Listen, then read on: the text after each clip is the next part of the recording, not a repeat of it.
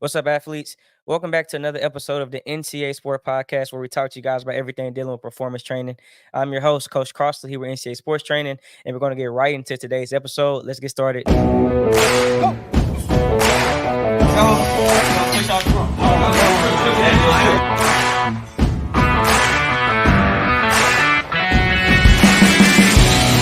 So for today's episode, I'm going to be joined by a guy that works with us, Coach Demo, as everybody calls him. So great guy to work with, brings a lot of energy and effort to our training and what we're doing. The kids love him. So I'm about to bring him on right now.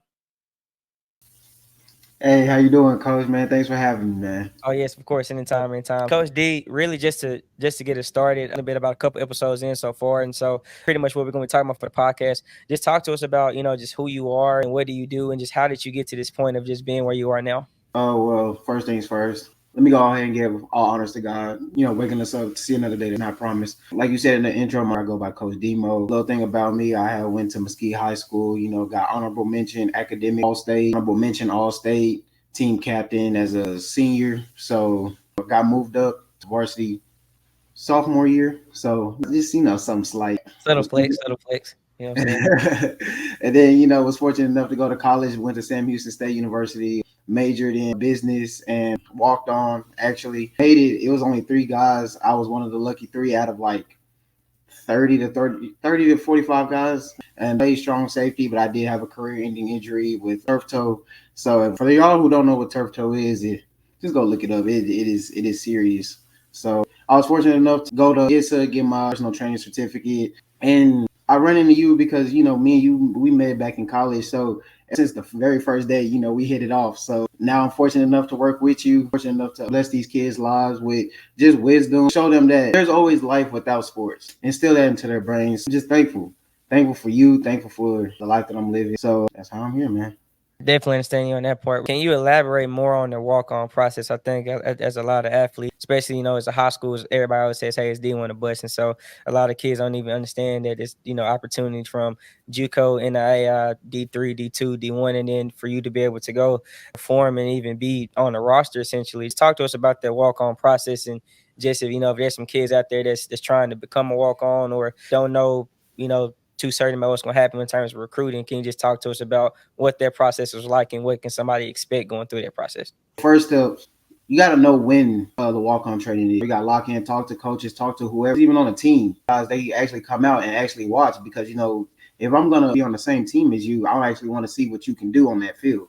So talk to whoever you need to talk to, get your dates, work out, eat. If you don't fit that stature as in a D1 size player, do what you can do to put yourself on the map. Use what you have to your advantage. You don't have any size, but you got all the speed in the world.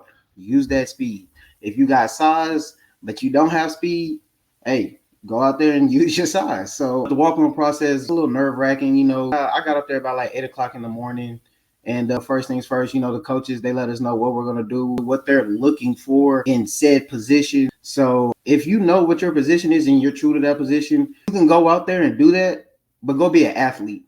Go to every position. So for me, for instance, in high school, I was a DB. I was playing corner.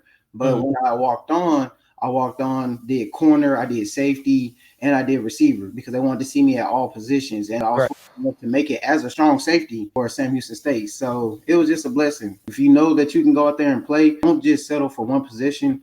Go out there and be an athlete and go where your coach might need you to be. No, I definitely understand that because just in terms of kids don't even understand that sometimes, man, the coach can bring you in for a certain position and then you just change for what the team needs. And so it's definitely think it's a lot of value in just saying that, hey, just make yourself an athlete, make yourself useful for the team, especially just trying to actually make a roster spot and then just making an impact. So definitely understand you on that point right there. And up into the date of when the walk-on trial was, what were you doing to prepare yourself mentally, not just physically, to get you ready to go out there? Because I know, like you said, it's nerve-wracking being in front of those coaches, competing with all those other players, right? So what were you doing mentally and physically to prepare you to be ready for that moment? Well, first off, I was utilizing the rec a lot. You was going up there, working out, just trying to put on size, trying to just look the part. Right. So because a lot of times you can really just get offered just by looking the part. So that's what I did. I went up there, I went to the rec, worked out a lot. And mentally wise, I looked up, different drills, different workouts that I can do, like to get my feet faster, to be more explosive with my hands, get off the route, how to cover better. So I just learned different positions to put me in the position to where I need to be. Gotcha. So that's what I did kind of for the physical and mental part. Okay. Not Right. everybody's going to make it to that level. So you have to be ready for the trials and tribulations, the hardships, the ups, the downs, the adversity. Like you have to be ready for all of that. So you want to be the ones to just tell you beforehand, hey, it's going to happen. It's going to be okay. This is what you should do. Prepare yourself and be ready for when that transition happens. So in order for you to, push through that ceiling that you can get through. Right. Yes. Everybody always says D1 a bust. And the main thing is, man, you gotta understand that only 1% of college athletes make it to D1. So then therefore, like you already said before, if you don't pass that eye test to where, you're a wide receiver and you're not 6'2", 6'3", or a corner is not, 5'11" through that 6'3" mark, right? And you don't have just the build of a Greek god, and you don't have, just all of those athletic attributes that God made it not blessed you with, right? Right. What are your other options? And so it's like, are you just going to just say, hey, well, because I ain't going D1, I'm just not going to do nothing at all? Or what are you going to try to do to put yourself in position to go to school for free? So, yeah, I definitely understand you on that part. To add on to that, coach, I just want to put this out there. Like another thing about me, I was definitely getting recruited heavily. Now, was it from D1 schools?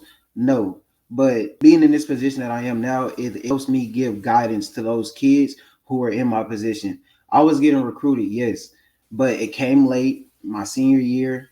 I was getting recruited by D2 schools like Aurora University, Wabash, stuff like that, Oklahoma Panhandle State. And with my mindset, it was more along the lines, like you said, coach, D1 or bust.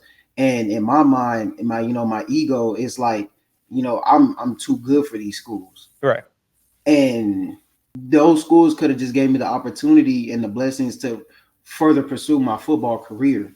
And had I known that, had I had guidance and like coaches in my ear telling me, hey, it's okay to go D2, D3, NIA, stuff like that. It's okay to do that. Get film, get noticed, get recognized. You can always hit the transfer portal and eventually can end up on a D1 team. Because maybe that D1 team is looking for your type of caliber style of play. Right. So I wish in my senior year, I wish knowing that it definitely would have helped me. I'm blessed to just give this type of guidance and this understanding to those kids who's just thinking, oh yeah, I must go to D1. I gotta go D1. That's the only way out is D1. And it's not. It's not. You can go D2. You can go D3. Nobody's going to make fun of you. Go to a program that needs you. Yes. Because that's why they're there recruiting you, because they need you. It's okay to go D2 and D3. Go there, go get an education, go get some film, and if you want to, transfer out. Yeah, there is not a better way that you could have said that, because to put this into perspective, right? There was a picture that came out like years ago. Eric Henry was standing next to Mark Ingram. Right. Yeah, I think I know that picture. I think I know that picture. It's like, bro, it's like when you sit there and you see how freakishly large that these D1 guys and girls actually are in like real life. Right.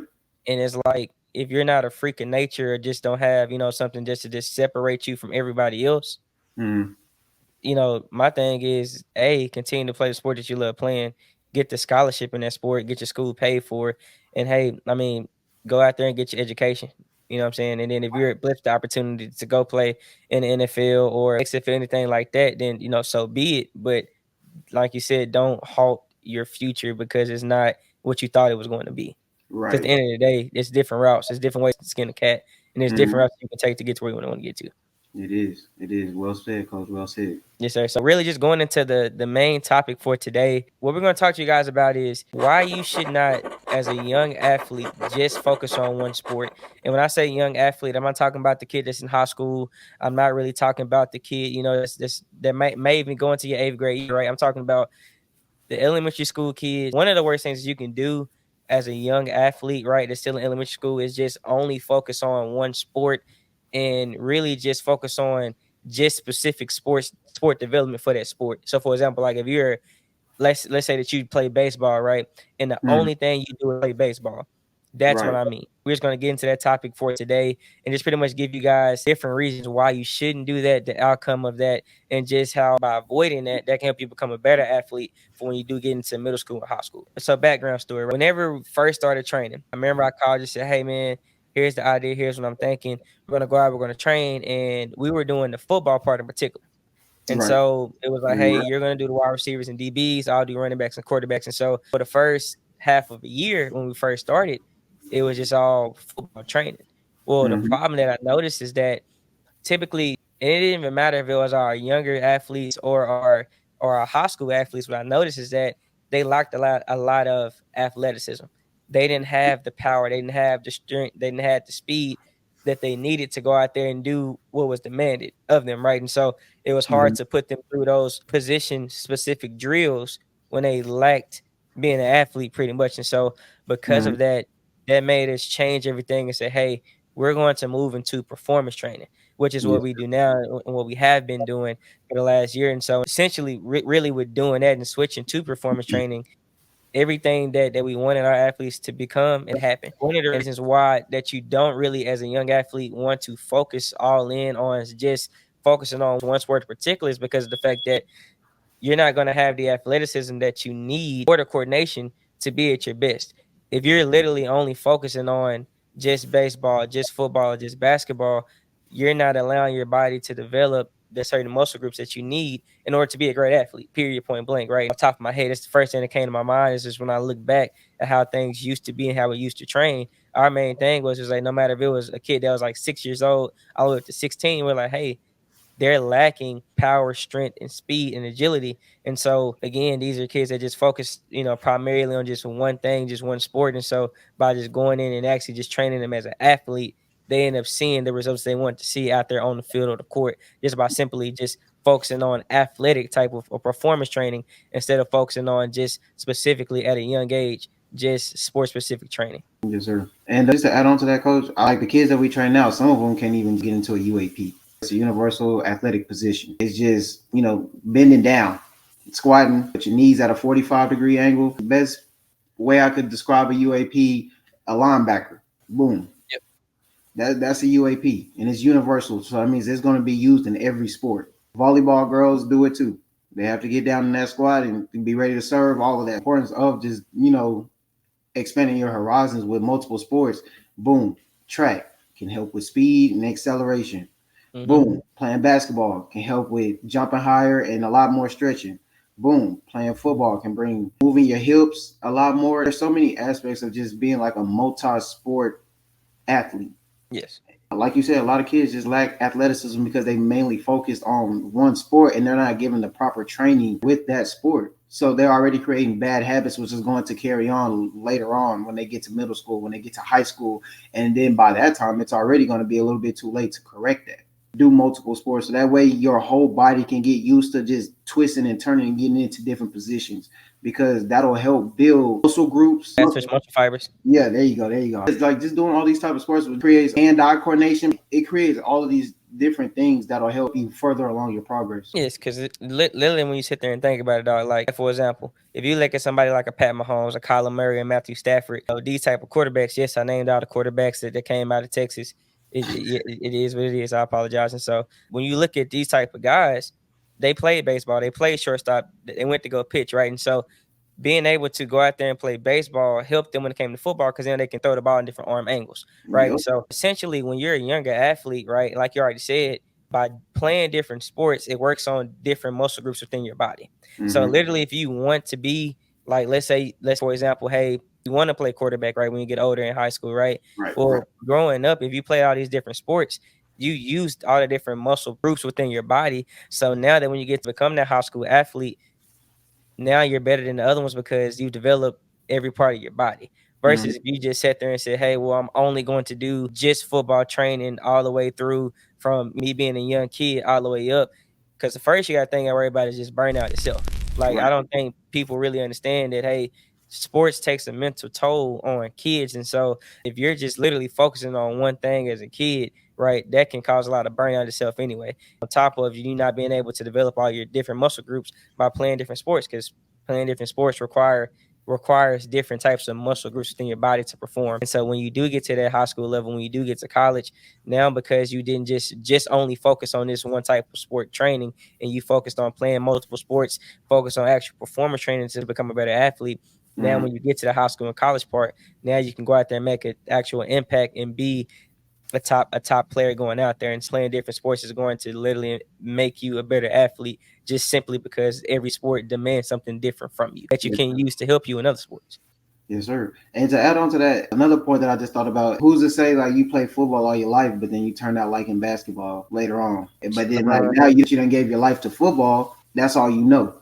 Yeah. Like prime example, me. I love football. I love football. I've been playing this since Pee Wee and all the way up to college. You know, got blessed for the opportunity. But when you're out and then you start picking up these other sports, basketball. I never really was a basketball player like that. I played competition basketball when I was in 7th grade.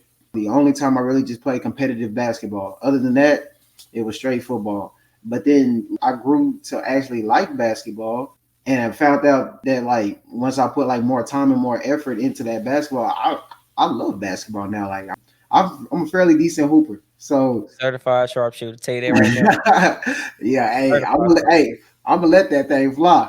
Yes, sir. Got to. Yeah, but like I said, if you do multiple sports, you can like all the sports, or you might not even like none of them. Who's to say that you probably just don't like sports at all? Right. So just trying different things, it'll help at an early age find out what you like. Yes, indeed, man. Because everybody knows, if you play football, everybody wants to be a football player, and then the Oklahoma drill turned a lot of football players to basketball players. Like everybody knows that point, right? But it's just the fact that you gotta understand, if you, as a young athlete, the ability to go out there and try all these different sports is going to literally help you perform better, or just become a better athlete for whatever sport that you do decide to go out there and do. And that's why you see guys just getting drafted in the MLB and in the NFL as well too, because both of those sports help them become better in each one. Mm-hmm. And so then by doing so, it just helped them become a better overall athlete just down the road. Another point is that if you focus on becoming a better athlete, everything else can take care of themselves. Like when you think about like a professional athlete with certain sports, you think about the biggest, fastest, and strongest guys or girls, right? For that point. Mm-hmm. If you can focus from, let's say, a kid being 7 years old, coming all the way up through high school, mm-hmm. if you can focus on becoming the biggest, strongest, fastest, most explosive athlete, and then you combine that with whatever skill training and skill development that you start to use as you get older and start to go into a specific sport, think about how much more better that you'll be with everybody else. To put it into perspective, go watch a kid try to do walking lunges right now in elementary school and see how that works out. Seriously, like people don't understand how hard it is for young kids to just simply do something like a walking lunge, or just squat, or just do like a UAP, like you said earlier. Like when you sit there, just think about just becoming coordinated, how they actually use your body. Like as a parent, if you really sit there and just look at your child just in elementary school, even sometimes in middle school, tell them to do just literally push-ups, walking lunges, or just squat down and look athletic, and see how difficult it is.